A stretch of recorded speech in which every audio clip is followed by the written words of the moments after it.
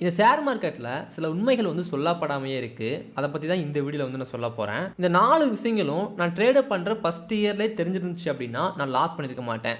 ஒரு 40,000 வந்து இதெல்லாம் தெரியாமல் நான் லாஸ் பண்ணியிருக்கேன். மேபி நீங்களுமே லாஸ் பண்ணிக்கிட்டு இருக்கலாம். இனிமேல் நீங்கள் லாஸ் பண்ணக்கூடாது அப்படின்னா இந்த 4 விஷயங்களை கண்டிப்பாக தெரிஞ்சுக்கிட்டு ட்ரேடு வந்து பண்ணுங்கள். ஒன் பை ஒன்னாக வந்து பார்த்துடலாம். ஃபஸ்ட்டு ஒன்று பார்த்தீங்கன்னா நீங்கள் ஒரு 5,000 10,000 இந்த அளவு தான் அமௌண்ட் வச்சு நீங்கள் ட்ரேடு வந்து பண்ண வருவீங்க. ஒரு 500 ரூபா ப்ராஃபிட் கிடைச்சா போதும், 1000 ரூபா ப்ராஃபிட் கிடைச்சா போதும், இந்த மாதிரி தான் நினச்சி வந்து ட்ரேடு வந்து பண்ணுவீங்க. நீங்கள் 5,000 வச்சு 500 1000 மட்டும் கிடையாதுங்க, 4,000 5,000 கூட ப்ராஃபிட் வந்து பண்ணலாம். அதாவது 100% கூட ப்ராஃபிட் வந்து பண்ணலாம். இதில் ஒரே ஒரு பிரச்சனை என்ன அப்படின்னா நீங்கள் ஸ்டாப் லாஸ் வந்து போட வேண்டியது இருக்குங்க. இப்போ 5,000 யூஸ் பண்ணி 5,000 ப்ராஃபிட் பண்ணுறீங்க. ஸ்டாப் லாஸ் எவ்வளோ போடுவீங்க? பாதிக்கு பாதியாச்சும் போட்டு தான் ஆகணும். ஒரு 2,500 ரூபா வந்து ஸ்டாப் லாஸ் வந்து போடுவீங்க. ஒரு நாள் ஸ்டாப் லாஸ் வருது, அடுத்த நாள் ப்ராஃபிட் வருது, இந்த மாதிரியே போய்கிட்டு இருக்கு அப்படின்னா பிரச்சனை கிடையாது. ஒரு 3 நாள் தொடர்ச்சியாக ஸ்டாப் லாஸ் வந்துச்சுன்னா என்ன ஆகுங்க? 7,500 ரூபா மொத்தமாக போயிடும். உங்ககிட்ட இருக்கிறதே வந்து 5,000 தான். ஆனால் 7,500 ரூபா வந்து லாஸ் ஆயிரும். அப்போ திரும்பியும் கேபிட்டல் போட்டு மறுபடியும் ட்ரேட் பண்ணுவீங்க. இதே மாதிரி தான் லாஸ் ஆகும். அதாவது இந்த ஷேர் மார்க்கெட்டில் நீங்கள் யூஸ் பண்ணுற ஸ்ட்ராட்டஜியில் தொடர்ச்சியாக எல்லா ஸ்ட்ராட்டஜியுமே லாஸ் கொடுக்கும். அப்படி லாஸ் கொடுக்கும்போது ஆப்ஷன் பையிங்கை பொறுத்த வரைக்கும் நம்ம யூஸ் பண்ணுற கேபிட்டல் வரைக்குமே வந்து லாஸ் கொடுக்கலாம். ஆப்ஷன் பையிங் வந்து நிறைய பெரிய பெரிய ட்ரேடர்லாம் ஏன் பண்ணுறது கிடையாது அப்படின்னா 10 லேக்லாம் யூஸ் பண்ண முடியாதுன்னு இல்லைங்க. 10 லேக் யூஸ் பண்ணி ஆப்ஷன் பையிங் பண்ண முடியும். பண்ணோம் அப்படின்னா ஒரு 5 லேக் கூட கிடைக்கும். ஆனால் அந்த ட்ராடவுன் பிரச்சனைனால தான் அதிக பேர் வந்து கேபிட்டலை வந்து அதிகப்படுத்துறது கிடையாது ஆப்ஷன் பையிங்கில். ஸோ நீங்கள் இப்போ தான் ட்ரேடிங் வந்து ஸ்டார்ட் பண்ணியிருக்கீங்க அப்படின்னா நீங்கள் யூஸ் பண்ணுற ஸ்ட்ராட்டஜி ஆப்ஷன் பையிங்கில் வந்து உங்கள் கேபிட்டல் அளவுக்கு வந்து லாஸ் கொடுக்கலாம். நீங்கள் 1 லேக் யூஸ் பண்ணிங்கன்னா 1 லேக்குமே வந்து லாஸ் ஆகலாம். அப்போ நான் ஆப்ஷன் பையிங்கே பண்ணக்கூடாதா அப்படின்னா அப்படி கிடையாதுங்க. ஆப்ஷன் பையிங்லேயுமே வந்து ப்ராஃபிட் வந்து பண்ணலாம், நல்லா ஸ்ட்ராட்டஜி வந்து யூஸ் பண்ணுறீங்க அப்படின்னா. ஆனால் 5,000 10,000 இந்த அமௌண்ட்டை நம்பி மட்டுமே ட்ரேடிங்கில் வந்து வராதிங்க. எக்ஸ்ட்ரா அமௌண்ட் வந்து வச்சுக்கோங்க. ஒரு 50K வச்சுட்டு 10,000 வச்சு ட்ரேடு பண்ணுறீங்க அப்படின்னா எந்த பிரச்சனையும் கிடையாது. லாஸ் ஆனாலும் திரும்பியும் பணம் போட்டு அந்த ப்ராஃபிட் வந்து பண்ணிக்கலாம். ஏன்னா 7,500 ரூபா 3 நாளில் வந்து லாஸ் ஆயிருக்கு அப்படின்னா 2 நாளில் வந்து 10,000 வந்து ப்ராஃபிட் வந்து பண்ணிடலாம். டார்கெட் வந்து ஹிட் ஆச்சு அப்படின்னா. ஸோ ப்ராஃபிட்டுமே வந்து பண்ண முடியும். ஆனால் அந்த ட்ரா டவுன் அப்படிங்கிறது ரொம்ப ரொம்ப முக்கியங்க. இது வந்து ஃபஸ்ட்டு ஒன்று. அடுத்த செகண்ட் ஒன்று வந்து 100% வின்னிங் ரேட் ஸ்ட்ராட்டஜி. நம்மள நிறையா பேர் ட்ரேடிங்கில் வந்து வந்ததுமே ஒரு 100% வின்னிங் ரேட்டில் ஒரு ஸ்ட்ராட்டஜி வந்து கிடச்சிருச்சு அப்படின்னா எப்படி இருக்கும்? நம்ம ஷேர் மார்க்கெட்டில் வந்து பயங்கரமாக வந்து ப்ராஃபிட் பண்ணலாம். ஒரு நாளைக்கு 500 ரூபா ப்ராஃபிட் கிடைச்சாலும் பரவாயில்ல, ஆனால் எல்லா நாளுமே ப்ராஃபிட் கிடைக்கணும். இந்த மாதிரி கண்டிப்பாக நீங்கள் தேடி இருப்பீங்க, நானுமே தேடி இருக்கேன். ஆனால் கிடைச்சது இல்லைங்க. 99% வரைக்கும் வின்னிங் ரேட் ஸ்ட்ராட்டஜி கண்டுபிடிச்சிட்டேன். 100% வந்து கிடைக்கல.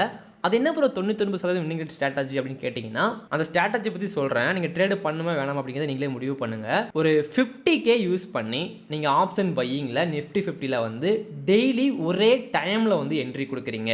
அதாவது 1 ஹவர் கேண்டில் இருக்கு இல்லையா, 9:15க்கு ஓப்பன் ஆகி 10:15க்கு வந்து க்ளோஸ் ஆகும் இல்லையா, அந்த கேண்டில் வந்து முடிகிற இடத்துல மார்க்கெட் வந்து ரெட்டாக கீழே வந்து இருந்துச்சுன்னா புட்டில், க்ரீனாக மேலே போச்சு அப்படின்னா சிஇயில், இந்த மாதிரி என்ட்ரி கொடுத்துருங்க. 50K வச்சு என்ட்ரி கொடுத்துருங்க. டார்கெட் வந்து 200 ரூபா வந்து போட்டுக்கோங்க. ஒரு நாளைக்கு டார்கெட் வந்து எவ்வளோங்க? 200 ரூபா. ஒரு லாட்டை வச்சு நம்ம என்ட்ரி கொடுத்தாலே டக்குன்னு 1 மினிட்ல வந்து 200 100லாம் வந்து ப்ராஃபிட் வந்து காமிக்கும். மார்க்கெட் மேலேயும் கீழே போய்கிட்டு இருந்தாலே அந்த ப்ராஃபிட் வந்து கண்டிப்பாக காமிக்கும். நீங்கள் 50K வச்சு என்ட்ரி கொடுத்துருக்கீங்க. டார்கெட் வந்து ரொம்பவே கம்மி தான், ஒரு 200 ரூபா தான் போடுறீங்க. அப்போ நீங்கள் ஸ்டாப் லாஸ் வந்து எவ்வளோ போடுவீங்க? 100 ரூபா போடுவீங்களா? 100 ரூபா ஸ்டாப் லாஸ் போட்டாலுமே என்ட்ரி கொடுத்ததுமே ஸ்டாப் லாஸ் வந்து ஹிட் ஆகும். அப்போ 100 ரூபா வந்து ஸ்டாப் லாஸ் வந்து போட முடியாது. ஒரு 5,000 வச்சு ஸ்டாப் லாஸ் வந்து போட வேண்டியதாக இருக்கும். 5,000 வந்து ஸ்டாப் லாஸ் வந்து போடுறீங்க. ஏன் ஸ்டாப் லாஸ் போடுறீங்க அப்படின்னா ஸ்டாப் லாஸ் வந்து ஹிட் ஆகக்கூடாது டக்குன்னு அப்படிங்கிறதுக்காக ஸ்டாப் லாஸ் வந்து போடுறீங்க. ஒரு 3 மாதம் வந்து நல்லா இருக்குங்க. என்ட்ரி கொடுத்ததுமே டார்கெட் ஹிட் ஆகுது, நல்லா வந்து போய்கிட்டு இருக்கு. ஆனால் ஒரே ஒரு நாள் வந்து பார்த்தீங்கன்னா நீங்கள் என்ட்ரி கொடுத்ததும் மார்க்கெட் வந்து மேலே போகாமல் ஃபுல்லாக கீழே வந்துடுது, ஸ்டாப் லாஸ் வந்து ஹிட் ஆயிடுது. இந்த 3 மாதமாக 100% வந்து ப்ராஃபிட் கொடுத்துட்டு இருந்துச்சு. இந்த ஒரே ஒரு நாளில் மட்டும் உங்களுக்கு லாஸ் கொடுத்துருக்கு. ஆனால் அந்த 3 மாதத்தில் எடுத்த ப்ராஃபிட் வந்து இந்த ஒரு நாள்லேயே வந்து போயிடுச்சுங்க. ஆனாலும் இந்த ஸ்ட்ராட்டஜி வந்து 99% வந்து வின்னிங் ரேட் ஸ்ட்ராட்டஜி தான். ஆனால் ப்ராஃபிட் எவ்வளோங்க கொடுத்துருக்கு? நீங்கள் லாஸில் இருக்கீங்க. ஸோ இந்த இடத்துல நீங்கள் நல்லாவே புரிஞ்சுக்கோங்க. வின்னிங் ரேட்டுக்காக வந்து ஸ்ட்ராட்டஜி நம்பி போகாதீங்க. என்னாலையுமே 90% ஸ்ட்ராட்டஜி வந்து உருவாக்க முடியும். ஆனால் அது உண்மையான கேட்டிங்கன்னா உண்மை கிடையாது. ஒரு 70% வரைக்கும் நல்லாயிருக்கும். அதுக்கடுத்து வின்னிங் ரேட் வந்து ஏறினாலுமே நீங்கள் ஸ்டாப் லாஸ் போடுறத பொறுத்து லாஸ்மே வந்து அதுக்கேற்ற மாதிரி வரும். இந்த ஷேர் மார்க்கெட் அப்படிங்கிறது ரொம்ப கஷ்டப்படாமல் நம்ம இன்வெஸ்டிங் பண்ணி ப்ராஃபிட் பண்ணுறது தான். அதுலேயும் எனக்கு ரொம்ப ஈஸியாக இருக்கணும், எனக்கு ஸ்டாப் லாஸே வரக்கூடாது, கொஞ்சம் கூட கஷ்டம் வரக்கூடாதுன்னு நினச்சா எப்படிங்க அதெல்லாம் நடக்கும்? கண்டிப்பாக ஷேர் மார்க்கெட்டில் வந்து கஷ்டம் வந்து வரதான் செய்யும். ஆனால் இந்த இடத்துல ஒரு உண்மையை வந்து தெரிஞ்சுக்கோங்க, வின்னிங் ரேட்டை வச்சு மட்டும் ப்ராஃபிட் வந்து பண்ண முடியாது. ஒரு 50% வின்னிங் ரேட் வந்து இருக்குது உங்களுக்கு ஸ்ட்ராட்டஜிக்கு, அதை வச்சு கூட நீங்கள் ப்ராஃபிட் வந்து பண்ணலாம். பாதிக்கு பாதி இருந்தால் கூட நீங்கள் ப்ராஃபிட்டில் வந்து இருப்பீங்க. ஆனால் இந்த மாதிரிலாம் இருந்துச்சு அப்படின்னா நீங்கள் லாஸ் தான் வந்து பண்ணுவீங்க அப்படின்றத தெரிஞ்சுக்கோங்க. வின்னிங் ரேட்டை நம்பி போகாதீங்க. அடுத்து தேர்டு ஒன்று வந்து கண்ணை நம்பாதே. 10 மினிட்ல வந்து 1.5 லேக் வந்து நான் ப்ராஃபிட் பண்ணேன்னு சொன்னேன் அப்படின்னா நிறைய பேர் நம்புவீங்க. அது உண்மையா பொய்யான்னு சொல்லி கேட்டிங்க அப்படின்னா என்னால் கரெக்டாக வந்து சொல்ல முடியல. ஏன்னா உண்மையிலேயே வந்து ப்ராஃபிட் வந்து பண்ண முடியும் தான். ஆப்ஷன் பையிங்லேயே கூட ஒரு 5 மினிட்லேயே கூட ப்ராஃபிட் வந்து பண்ண முடியும் தான். ஆனால் அது நிலைக்குமான்னு சொல்லி கேட்டிங்கன்னா நாளைக்கு ஸ்டாப் லாஸ் வந்து ஹிட் ஆகுங்க. நீங்கள் பாதிக்கு பாதி வந்து ஸ்டாப் லாஸ் போட்டால் கூட ஒரு 1 லேக் ஸ்டாப் லாஸ் போட்டால் கூட உங்கள் கைக்கு வந்து 50K தான் கிடைக்கும். நான் 5 மினிட்டில் வந்து 1 லேக் சம்பாரித்தேன். அப்போ இன்றைக்கி ட்ரேடிங் ஹவர்ஸ் வந்து ஒரு 6 ஹவர்ஸ்க்கு மேலே வந்து இருக்குது.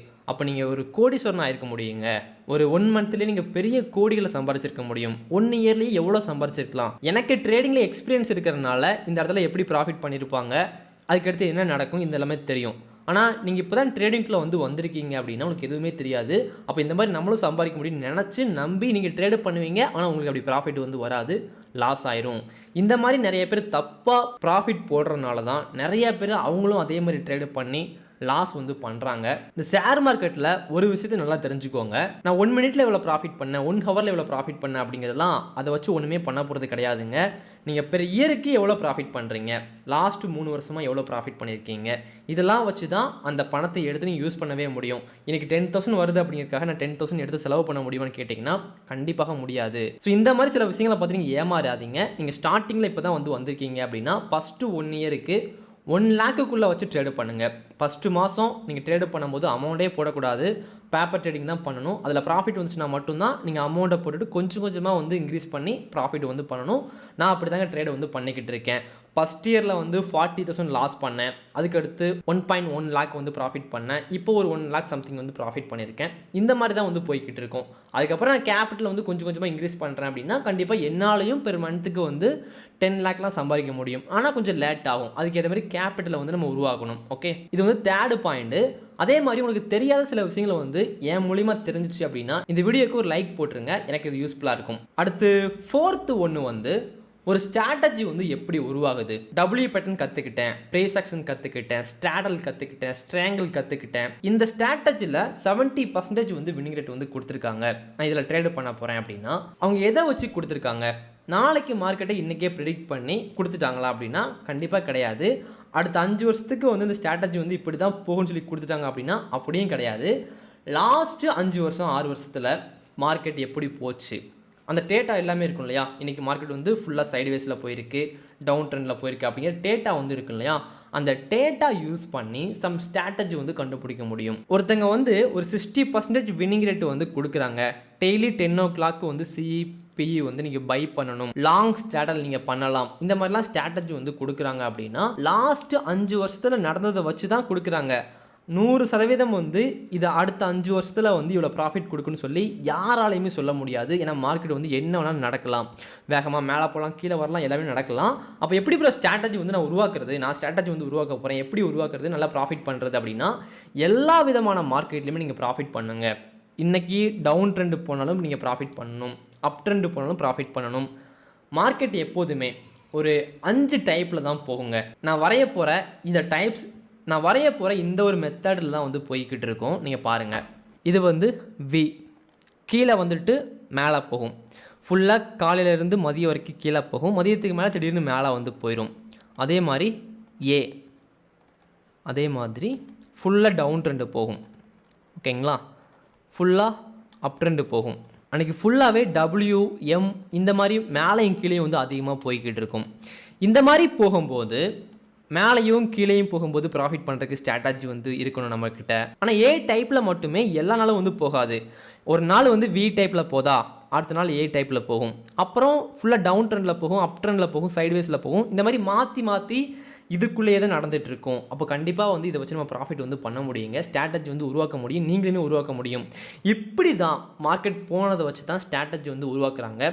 நீங்களுமே ஜஸ்ட்டு வந்து டைம் ஃப்ரேம் எடுத்துகிட்டு இப்படி பாருங்கள், இப்படி பார்த்தாலே போதும், நிறையா வந்து கற்றுக்கலாம். கேண்டில் ஸ்டிக்கை வச்சு பேட்டர்ன் கண்டுபிடிக்கலாம், ஸ்ட்ராட்டஜி கண்டுபிடிக்கலாம். இந்த மாதிரி நிறைய எக்கச்சக்கமான விஷயங்களை வந்து பேக் டெஸ்டிங் மூலியமாகவே கண்டுபிடிக்க முடியும். இந்த மாதிரி டெஸ்ட் பண்ணி பாருங்கள். ஸோ இந்த ஒரு உண்மையுமே தெரிஞ்சுக்கோங்க. ஒரு ஸ்ட்ராட்டஜி கொடுக்குறாங்க அப்படின்னா அடுத்த 5 வருஷத்துக்கு அது 70% வினிங் ரேட் வந்து தராது. தந்ததை வச்சு கொடுக்குறாங்க, மேபி தந்தாலும் தரலாம் அப்படிங்கிறதுக்காக. ஸோ இதெல்லாம் தெரியறதுக்கு முன்னாடி நானுமே நிறையா வந்து லாஸ் பண்ணிக்கிட்டு இருந்தேன். இதெல்லாம் தெரிஞ்சதுக்கப்புறம் என்ன நானே மாற்றிக்கிட்டு நான் ப்ராஃபிட் வந்து பண்ண ஆரம்பித்தேன். ஒரு வில் பவர் வந்து இருக்கணுங்க. நம்ம என்ன பண்ணாலுமே மன உறுதி அப்படிங்கிறது ரொம்ப ரொம்ப முக்கியமான ஒன்று. நம்ம என்ன தான் ஸ்ட்ராட்டஜி டிப்ஸ் எல்லாத்தையும் யூஸ் பண்ணி ட்ரேடு வந்து பண்ணாலும் வில் பவர் இல்லைனா எமோஷனல் ட்ரேடு பண்ணி லாஸ் பண்ணிடுவோம். ஸோ கண்டிப்பாக மன உறுதியை வந்து அதிகப்படுத்துங்க. எப்படி ப்ரூவ் பண்ணுறது அப்படின்னா சின்ன சின்ன விஷயங்கள் வந்து ஸ்டார்ட் பண்ணி ஒவ்வொன்றா நீங்கள் பண்ண ஆரம்பித்தாலே போதும். கண்டிப்பாக வில் பவர் வந்து அதிகமாகும், ஸ்ட்ராங் ஆகும். ஸோ ப்ராப்பராக ட்ரேடு பண்ணுங்கள். இந்த வீடியோ பார்த்த அனைவருக்கும் நன்றிகள். தேங்க்யூ.